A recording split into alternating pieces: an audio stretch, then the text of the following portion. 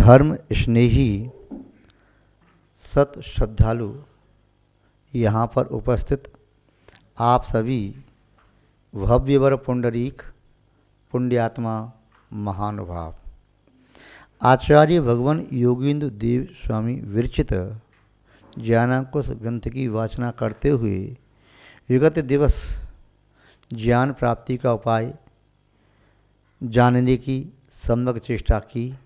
आज तृतीय कारिका के माध्यम से ये जानने का प्रयास करेंगे कि शरीर से रहित अवस्था कैसी प्राप्त हो सकती है।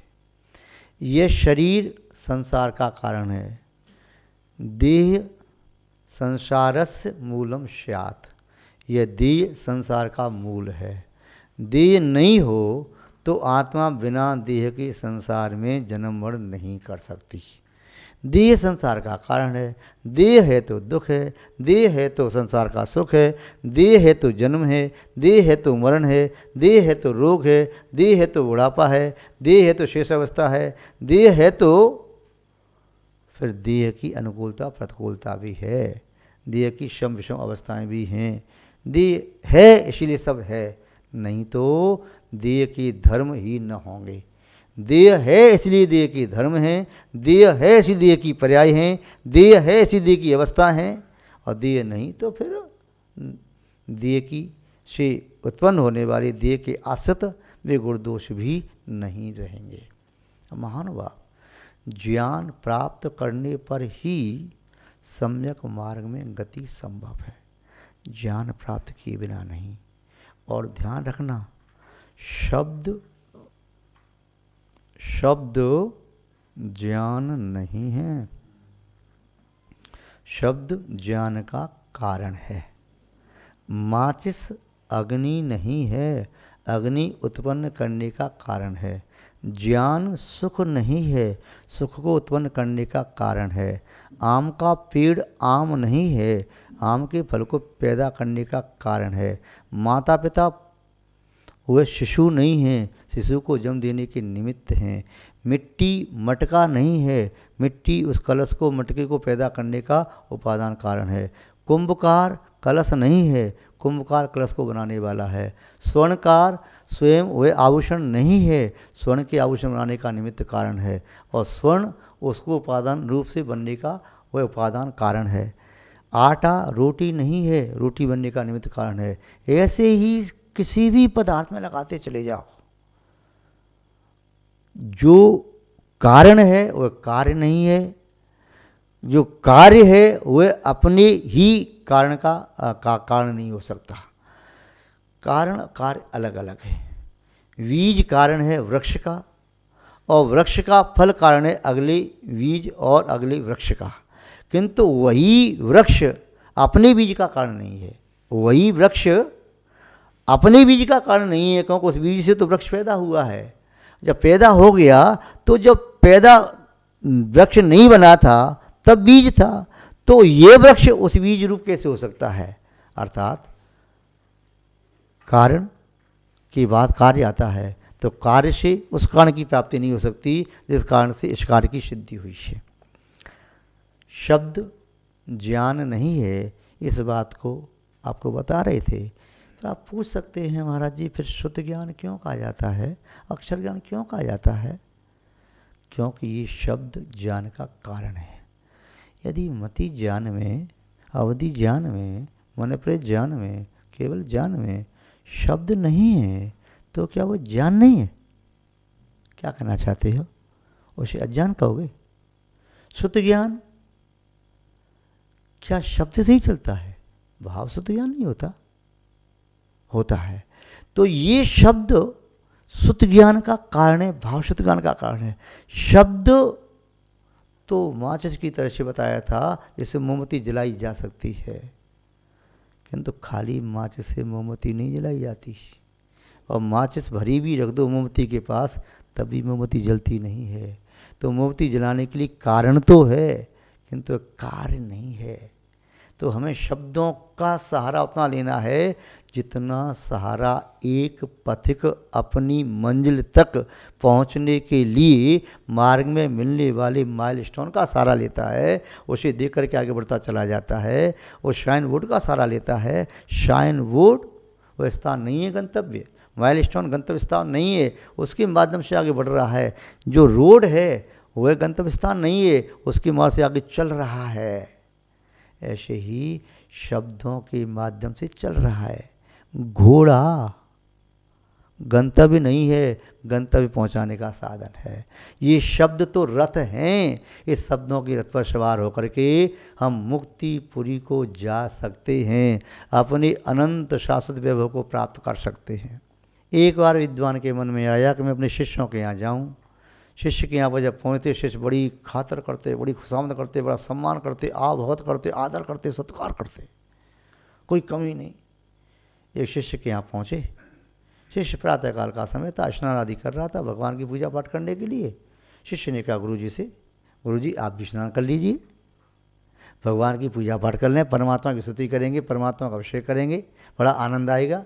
फिर बैठ करके 2-4 ज्ञान की बातें करेंगे, भोजन पानी करेंगे।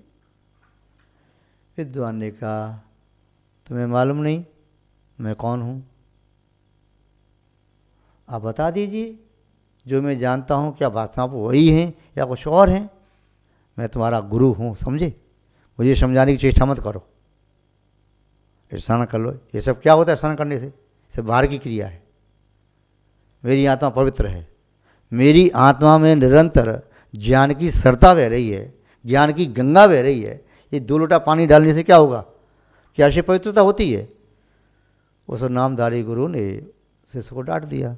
शिष्य चुपचाप हो गया, नहा धो के पूजा पाठ की, फ्री हुआ। गुरु से बोला गुरु जी भोजन पानी। अपनी पत्नी से पहले कह दिया था थोड़ा सा भोजन अच्छे से बनाना। अच्छा, तो पत्नी ने कहा क्यों? बोले आज मेरे गुरु आए हैं। आज तो तू जो बना सक खूब बना।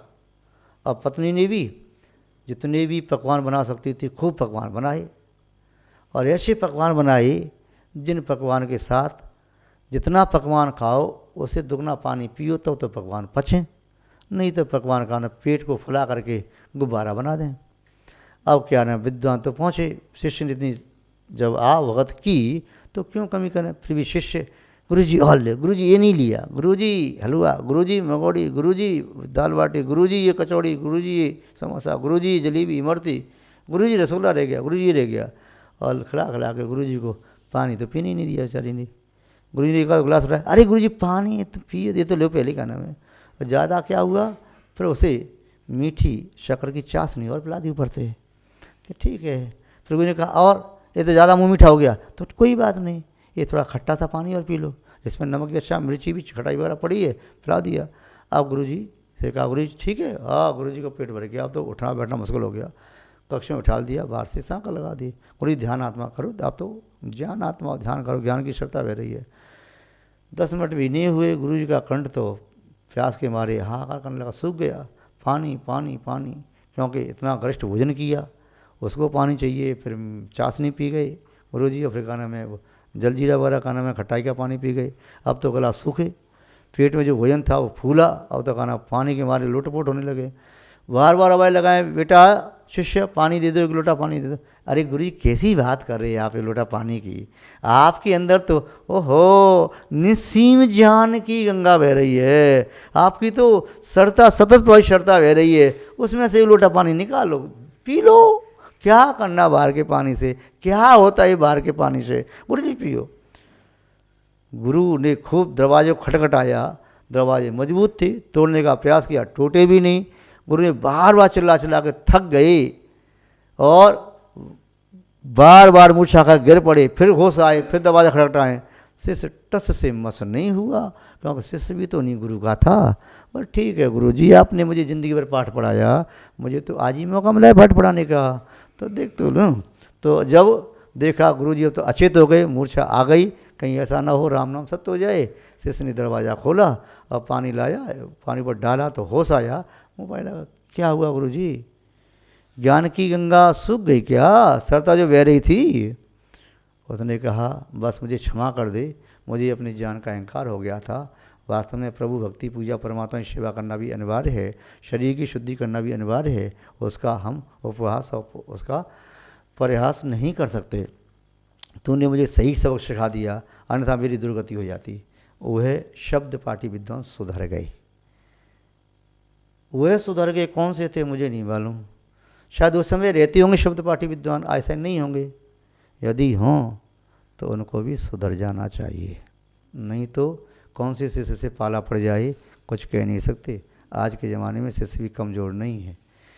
तो यदि वो व्यवहार की क्रियाओं को छोड़ेंगे, लोप करेंगे तो गड़बड़ हो सकता है। तो यदि इसलिए कोई शिष्य किसी अपने गुरु को प्रैक्टिकल में समझाए और ज्ञान की गंगा का महत्व बताए, उसके पहले आचार्य भगवान जानक उसमें कह रहे हैं कि शरीर को नष्ट करना चाहते हो तो और शरीर के आश्रित सुख दुख को नष्ट करना चाहते हो तो उसका उपाय है। क्या उपाय है? तो आचार्य महोदय कह रहे हैं शुभाशुभात्मकं कर्मं देहिनां भवधारिणां भावे शुभाशुभे नष्टे देहो नश्यति देहिनां। आचार्य महोदय कह रहे हैं शुभात्मकम कर्म। कर्म दो प्रकार के होते हैं, या तो शुभ रूप में या अशुभ रूप में। तीसरा प्रकार कोई होता ही नहीं है। तीसरा प्रकार कोई होता नहीं, या तो पुण्य रूप या पाप रूप। ऐसा नहीं होता कि तीसरा कोई प्रकार हो। एक आलसी व्यक्ति था, तो आलसी व्यक्ति था, कोई काम धाम नहीं करता। पत्नी ने बहुत कहा जाओ कहीं काम करो, ऐसे घर में पड़े पड़े कैसे काम चलेगा। तो चला गया, जहाँ जाता एक दिन भी काम नहीं करता, आलसी वहीं पड़ा रहता दुकान पर, कुछ काम ही नहीं करता।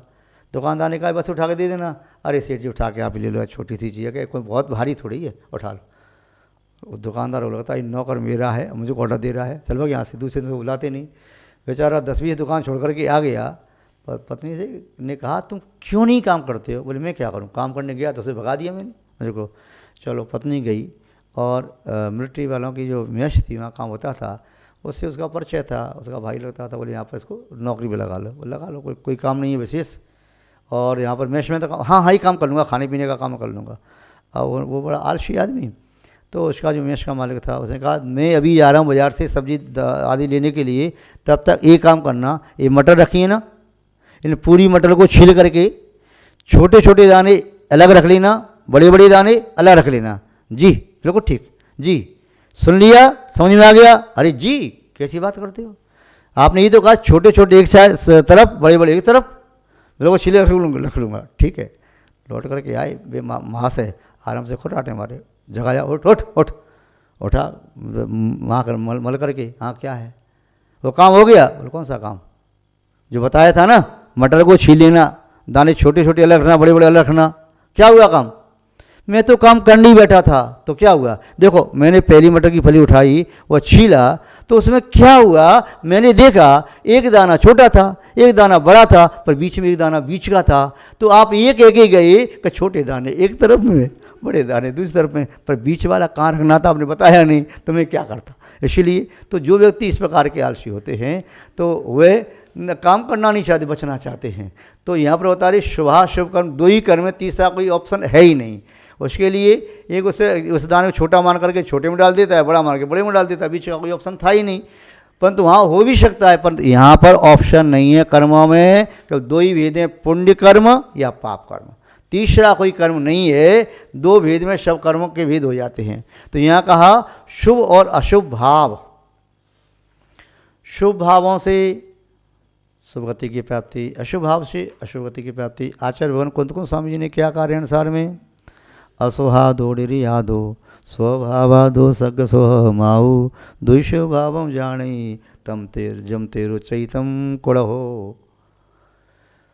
असुहादो यादो, अशुभ भाव करने से नरक आदि की प्राप्ति होती है, नरक आयु का बंध होता है, और नारकी का शरीर प्राप्त होता है, या त्रिंच का शरीर प्राप्त होता है, या कुमानुष का शरीर प्राप्त होता है, या पापिष्ट मनुष्य का शरीर प्राप्त होता है, या देव दुर्गति यंत्र आदि का शरीर प्राप्त होता है। यानी जो कष्टप्रद देह है ऐसी पाप के उद्देश्य प्राप्त होती है। और स्वभावादो, शुभ भावों से सग सोमाऊ, स्वर्ग के देवों की विभूति प्राप्त होती है, इंद्र नरेंद्र या अहमिंद्र आदि के शरीर प्राप्त होते हैं, या मंडलेश्वर महामंडलेश्वर कामदेव चक्रवर्ती बलभद्र आदि के शरीर प्राप्त होते हैं। अच्छी अच्छी उत्कृष्ट पुण्य के फलस्वरूप भोग सामग्री प्राप्त होती है। तो शुभ से शुभ फल की प्राप्ति, अशुभ से अशुभ फल की प्राप्ति होती है।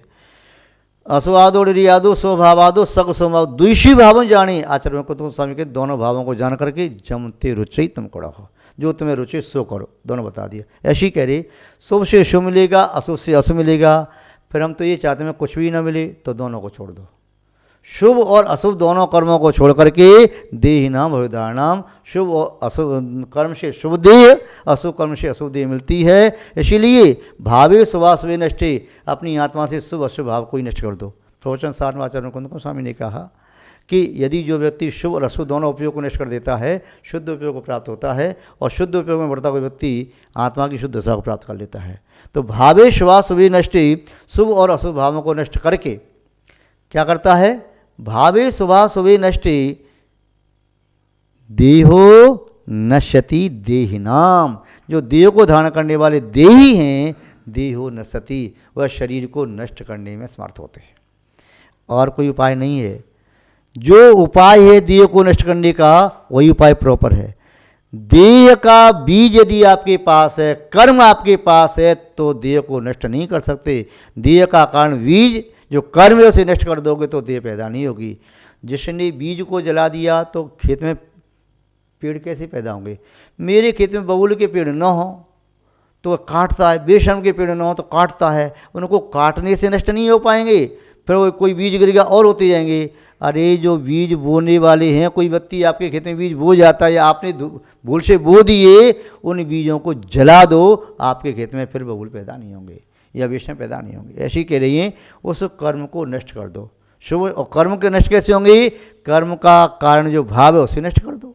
भावे शुभाशुभे नष्टे देहो नश्यत देहिनाम, संसारी प्राणियों की देह अपने आप नष्ट होती है, और देह नष्ट होती है तभी देहातीत, शरीरातीत आत्मा के आनंद की प्राप्ति होती है, आत्मा की स्वभाव की प्राप्ति होती है। इसीलिए हम और आप शुभ अशुभ भावों को नष्ट करने का लक्ष्य बना करके आगे बढ़ें। पहले अशुभ से बचें, शुभ में प्रवृत्ति करें, फिर शुभ से भी बच के शुद्ध में प्रवृत्ति करें, तभी हम इस शरीर और शरीर से संबंधित सुख दुख से मुक्त हो सकते हैं।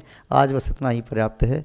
जय बोले श्री शांतनाथ भगवान की, परम पूज्य आचार्य गुरुदेव श्री विद्यानंद जी महाराज की, अहिंसामय विश्व धर्म की।